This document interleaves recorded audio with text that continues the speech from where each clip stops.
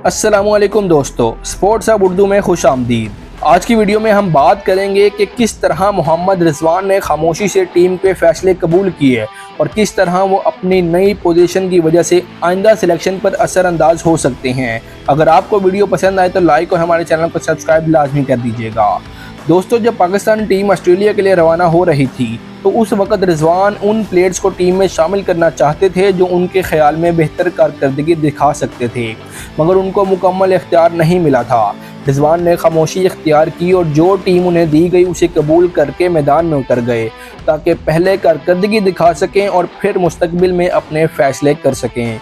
पाकिस्तान ने ऑस्ट्रेलिया को उनकी सरजमीन पर 22 साल बाद शिकस्त देकर तारीख रकम की।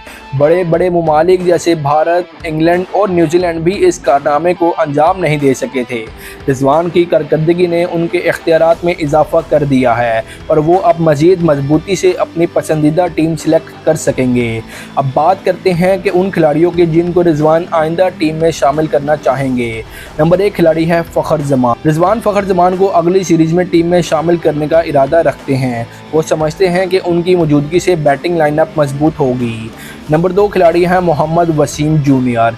जी हाँ दोस्तों, रिजवान की नज़र में मोहम्मद वसीम जूनियर पर है जो रिवर्स स्विंग में महारत रखते हैं और रिजवान की नज़र में उनकी मौजूदगी पाकिस्तानी बॉलिंग को मज़ीद मजबूत कर सकती है। और नंबर 3 खिलाड़ी की बात करें तो मेहरान मुमताज़। रिजवान उनकी बॉलिंग के अंदाज को पसंद करते हैं और उन्हें चैंपियंस ट्रॉफी के लिए अहम समझते हैं।